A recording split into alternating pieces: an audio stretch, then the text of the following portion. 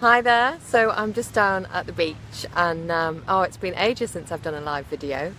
I've been taking a bit of a break from Facebook over August, but it's the 1st of September, so yeah, and I have been designing a new website called howtofallinlove.co.uk, and on that website I've been putting together some awesome offers. So awesome coaching offers. So I will share some of those in due course, but I just wanted to talk about today and how things have changed. So some of you, if you're on my Facebook page, you might have seen that I published an article today in the Daily Mail about my love story and about my life change.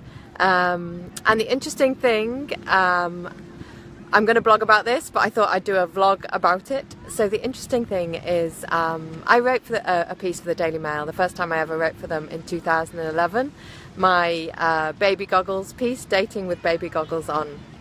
And I wrote that piece, and I remember the evening I was editing it, and it was incredibly stressful. And I was on my own in my one-bedroom flat in London, and I checked my phone in the middle of the night, just after midnight, and I read the story, and it freaked me out, and the headline freaked me out, and I was really worried and stressed. And what I thought at the time, because I think I read the story through the night, I was looking at the comments, I barely slept, I got up the next morning, I worked really hard, and what I thought at the time is this all there is in my life, my work? So I had my work, I had my friends and my social life, but there wasn't much else. There wasn't a partner, there wasn't a family, and I was really obsessed by that story, and I was really worried about it. And things are different. So now I was 40 then, I'm now 46, and today I published another story in the Daily Mail talking about the journey that I've been on, the journey that I talk about in my book, How to Fall in Love. But what was different was this morning, I didn't check my phone just after midnight, because I decided in my maturity several years on that that's not good for me, and that I can put the story to bed, I can hope for the best, and I can wake up the next morning and see what it's all about. And then I also didn't wake up on my own in a one-bedroom flat in London. I woke up in my house in Dorset with my partner, who very wisely stopped me from checking my phone at 6:30 in the morning and at 7 in the morning. And so I got up, had a cup of tea, hung up the laundry in the garden, and then looked at my phone and looked at the story. And you know, those Daily Mail stories, the headlines are always a shock. I can't write them. I don't know what they're going to say. They're always attention grabbing. But you know, the premise behind that story was that what I discovered was that the things that I thought I wanted in my life, that I was chasing, my definition of success and achievement and how my life should be, wasn't actually what I needed. And I needed to take a step back from that really busy, hectic job, which I was in through my mid-30s, and understand what was truly, truly important to me and what mattered to me, and find a way to find that. And in the end, I went freelance, I dated, I went to therapy, I understood my self-sabotaging patterns in relationships. I committed to a relationship, I fell in love, I moved to Dorset, I bought a home, I got engaged. So this morning, you know, I woke up and I saw that story, and my partner was there with me, and who very bravely also posed for a photograph. And I did some work today to try and get that story out there and get the word out there about my work and my book. And but then I came to the beach, and I had a swim in the sea, and my friend was visiting with my goddaughter, and that's what's different, I guess. My life is completely different to that time when the previous article came out, and I was 40 and I was single and I was living in my flat on my own.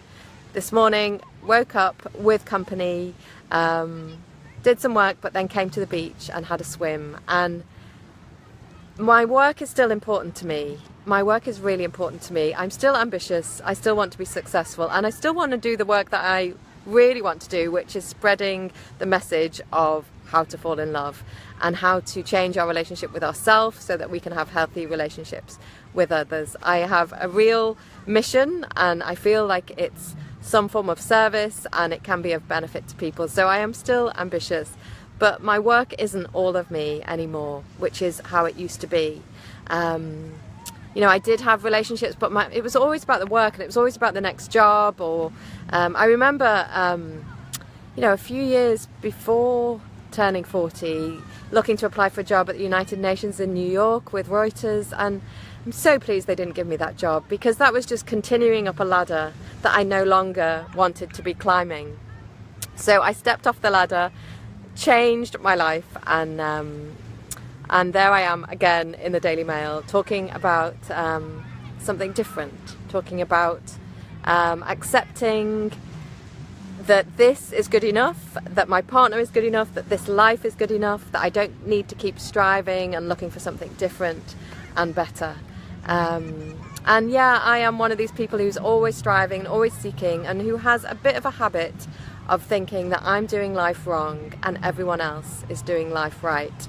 And I'd really love to embrace the idea that I'm doing my life my way, and I'm doing it right. I won't sing Frank Sinatra to you, but you know what I mean. And I hope that you too can understand that even if your life doesn't look like the life that you wanted and how you expected it to be, that you can embrace your life and the way that you are doing it.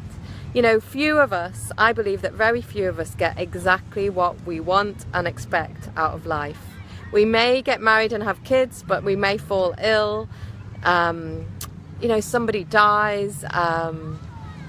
It's just not. You know, we don't get everything that we want, and so I am endeavouring to be absolutely content and fulfilled with my health, with my happiness, with my new exciting mission in life around spreading the word around love and dating and finding fulfilling relationships, and with my partner and with my home by the sea.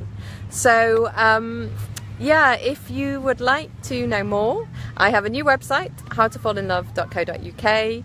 I have got some awesome autumn offers. I am hoping to help people have an awesome autumn, and one of the things that I am offering in my new packages around coaching is offering a VIP beach brainstorm. So if you have a love problem or a life problem, I would love you to come here to the seaside and we can spend some time brainstorming your patterns, the self-sabotage, what you really want out of life. If you want to design your life, create your life, take a look at my new website, howtofallinlove.co.uk. Look at the life design, look at the love coaching. I've also got some love courses coming up, and a love course coming up in October. And yeah, and there's my book, How to Fall in Love, a 10-step journey to the heart. So I thought I'd just appear today. I have been very visible today on the Daily Mail and on the Mail Online, which, although some of you might not love the paper, it's the most read newspaper online in the world, and I felt that I deserved a really big platform for my message. I would love to help people who are struggling in their lives, who are going into work, switching on the computers and feeling their souls go to sleep, which was my case. I would love to help you design a different life in which that doesn't happen, where your soul lights up when you do your work or switch on your computer or do whatever form of work you're doing. And I would love to help people who are struggling to find love, to find a relationship, who are repeating the same mistakes, getting the same results, really interested or curious about how they might change that. I would love to help you find your way. So yeah, that is all I've got to say for today. It's absolutely beautiful down here. The sun is really warm. I've been in the sea. I'm wearing a fleece because I do get cold after my swim, but yeah, just take a look at where I am. And I'm really excited about my beach brainstorm days. So I do hope that, yeah, if you know anyone who'd love a day beach brainstorming, your love life or their love life or patterns or life design, if you'd like to be the architecture of your life and make your choices, then I'd love to hear from you. So thanks for watching. That story's in the Daily Mail. If you go on to female, not female, yeah, on female, you look at, if you just put in Baldwin, the story will come up in the search. And it's in the paper today. So, yeah, I'm going to go back and have some fish and chips perhaps. So I wish you a lovely evening. Bye.